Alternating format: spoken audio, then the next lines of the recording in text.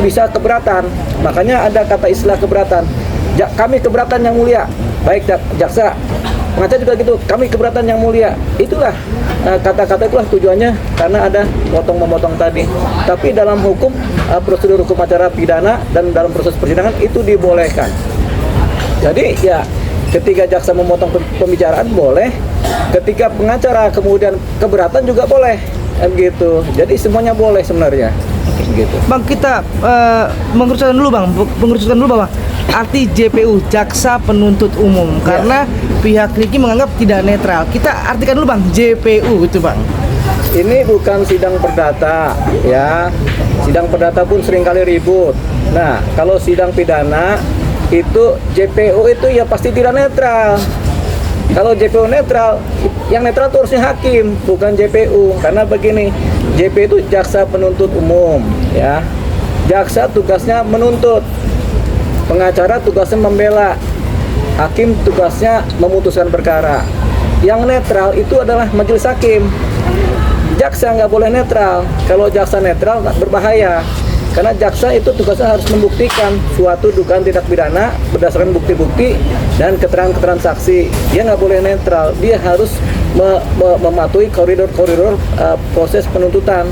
Jadi dia harus mengarahkan bukti seperti apa, saksi seperti apa, begitu. Nah, pengacara juga nggak boleh netral dalam proses hukum pidana. Pengacara harus membela kliennya. Nggak boleh kalau pengacara juga netral, nggak dia bela itu kliennya kan. Jadi pengacara juga harus berpihak kepada kepentingan hukum kliennya. Tapi di atas semuanya adalah bagaimana tercapainya keadilan, gitu. Duduk terang masalahnya jelas, keadilan tercapai bagi para pihak. Itulah nanti yang disebut sebagai netral. Tapi hakimlah yang menentukan semuanya. Nah, hakim yang netral, tapi hakim akan memutus berdasarkan bukti dan fakta-fakta di persidangan, transaksi. Jadi nggak pernah ada tuh jaksa netral itu, kecuali hukum acara perdata. Tapi nggak juga, sama-sama saling membela kepentingan masing-masing kan. Yang netral cuma majelis hakim, gitu. Juru tengah namanya majelis hakim, itu aja. Semua perkara-perkara pidana seringkali dibumbu-bumbui oleh cerita-cerita miring.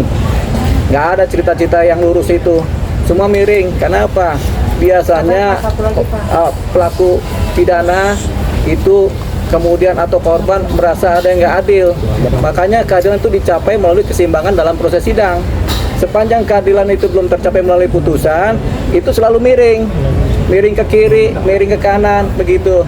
Karena timbangannya belum sesuai kan, makanya miring-miring nih. Kenapa miring nih timbangan keadilan? Kenapa miring kemari gitu? Selalu ada, masing-masing pihak punya sudut pandang mengenai kemiringan dalam berperkara. Termasuk kepada jaksa penuntut umum, pasti ada yang menilai secara miring. Itu nggak ada persoalan, itu wajar saja.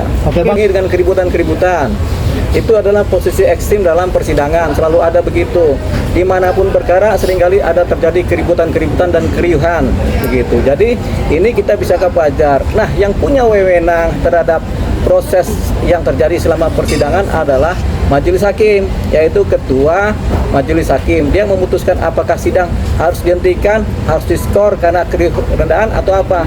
Majelis hakim juga punya kewenangan untuk memerintahkan pejabat keamanan pengadilan untuk kemudian melakukan sterilisasi supaya keadilan berjalan rapi lagi, proses persidangan berjalan baik, begitu. Jadi ketua majelis yang punya kewenangan. Oke, mungkin nggak Bang? Satu lagi, mungkin boleh nggak Bang? Ketika minggu ini makin parah, boleh nggak hakim memutuskan untuk yang tadi terbuka menjadi tertutup sidang ini Bang? Sidang selalu terbuka, cuman kalau makin parah, majelis hakim bisa memindahkan tempat sidang.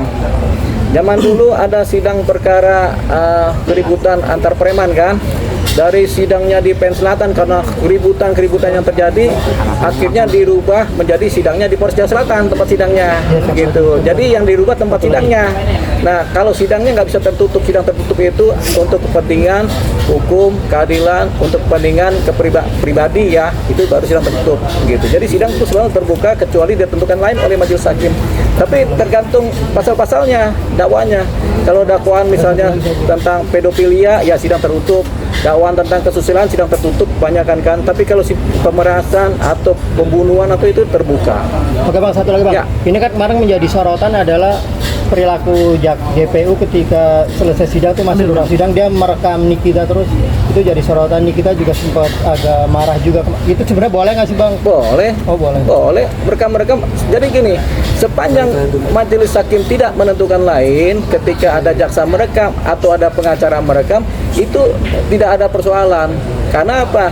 Pengacara pun merekamnya kadang-kadang handphone digeletakkan tapi direkam. Itu boleh. Panitera pun merekam juga boleh. Jaksa juga merekam boleh. Kan sekarang rekaman nggak cuma suara, ada rekaman visual. Itu boleh. Sepanjang tidak ditentukan lain oleh ketua majelis hakim. Itu wajar Bang, pantas. Boleh Bang. Boleh, secara etik. boleh memang karena tujuannya untuk pembuktian begitu. Bang, terakhir Bang, banyaknya penghinaan terhadap JPU di dalam ruang persidangan Bang. Itu nanti akhirnya akan memberatkan kita sendiri nggak sih Bang sebenarnya? Ya, tergantung siapa yang menghina. Kalau yang menghina orang di pengunjung, ya pengunjungnya yang diusir. Tapi kalau memberatkan tergantung perilaku pribadinya si Nikita sebagai si terdakwanya. Kalau Nikitanya sopan tapi pengunjungnya menghina, ya bukan salah Nikita kan? Kalau Nikita sendiri yang menghina, itu namanya karena dia namanya perberat. Ada perilaku yang dianggap memperberat hukuman karena tidak sopan atau tidak disiplin atau tidak bertingkah laku baik dalam persidangan.